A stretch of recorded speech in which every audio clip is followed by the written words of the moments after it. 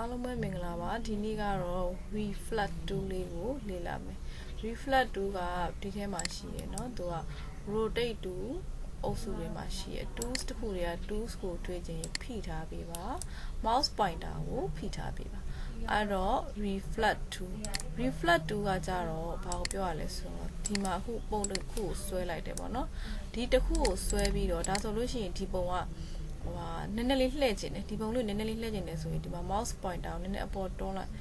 အပေါ်ရွှေ့လိုက်လို့ရှိရင်ဒီမှာနည်းနည်းလေးထောက်ကြည့်လိုက်လို့လှည့်တဲ့ပုံလေးပေါ်လာလိမ့်မယ်လှည့်တဲ့ပုံလေးပေါ်လာပြီဆိုရင်ဒီလိုမျိုးဆွဲပြီးတော့လှည့်ပေးလိုက်ပါเนาะအခု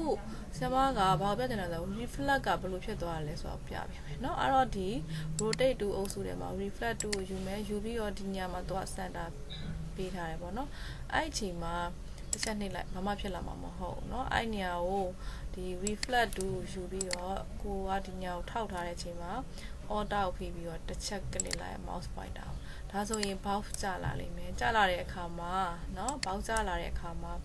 ဆရာမတို့ reflect horizontal လား vertical လားဆိုတော့သူက mirror ပုံစံမျိုးเนาะဒီမှာအခု vertical လုပ်လိုက်မျက်နှာချင်းဆိုင်လို့စောက်ထိုးလို့ပြောတာအခုဒီမှာ vertical လုပ်လိုက် vertical ဆိုဟိုဘက်ဒီဘက်เนาะမှာ preview ပြနေတယ်ပြီးတော့ copy ဆိုရင်သူကလှည့်လဲလှည့်သွားမယ်တခုအနေနဲ့ထားခဲ့မယ်ပေါ့ဒါဆိုရင်ဒါပထမမူရင်းတော့ reflect လဲလုပ်ပေးပါ copy တစ်ခုလဲပွားပေးပါလို့ပြောလိုက်တယ်။အဲ့ကဲ copy ကိုမနှိပ်ခဲ့ဘူးဆိုလို့ရှိရင်ကြတော့တစ်ခုကပဲဒီဘက်ကိုလှည့်သွားမှာဖြစ်တယ်เนาะ။ကဲဒါဆိုလို့ရှိရင်ပြန်လုပ်ပြပါမယ်။ဒီပုံလေးကို reflect လုပ်မှာဖြစ်တဲ့အတွက်ဆင်မတို့က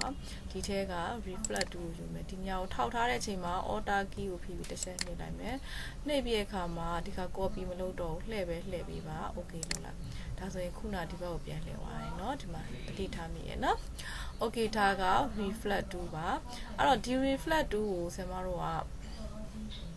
စောက်ထိုးလုပ်ချင်သေးရဆိုတော့ခုနကတော့ဘယ်ညာဆို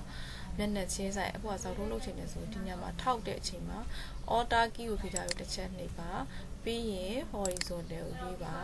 horizontal ကိုရွေးပြီးတော့copy လုပ်လိုက်ပါ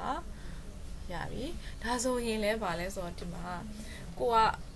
ဟိုဘက်ဒီဘက်လှည့်သွားတယ်ဆိုတော့ပုံစံမျိုးကိုပဲတွေ့ရတာပေါ့เนาะအဲ့တော့ထပ်လိလာကြည့်ဒါဆိုရင်ဒီမှာခဲတံလေးကိုယူပြီးတော့ပဲကိုလိုချင်တဲ့ပုံစံတစ်ခုကိုဒီမှာဆွဲလိုက်ဆွဲပြီးတော့အရောင်လေးထည့်ပြီးเนาะပြီးရင် selection 2ကိုယူပြီးတော့ click ဒါဆိုရင်ဆရာမတို့က reflect လုပ်ကြည့်ပါမယ်ဒီညာကိုထောက်မယ်ဒီညာလေးကိုထောက်ပြီးတော့မှ order နဲ့ click ပေးပါဒီညာလေးကိုထောက်လိုက်တယ်เนาะထောက်လိုက်တဲ့နေရာသူကခုနအလင်းမှာထောက်ထားလို့မသိရတာ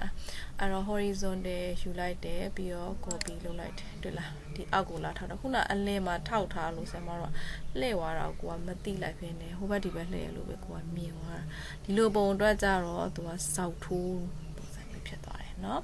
အဲ့တော့ဆရာမတို့ကပုံရိပ်တွေကိုနည်းနည်းချင်းဆိုင်ထားချင်တာတို့စောက်ထိုးထားချင်တာဆိုရင်သူက Photoshop ရဲ့ flip နဲ့ flip horizontal နဲ့ flip vertical ပုံစံမျိုးဖြစ်ပါတယ်ဒါလေးကိုလေ့လာပေးပါ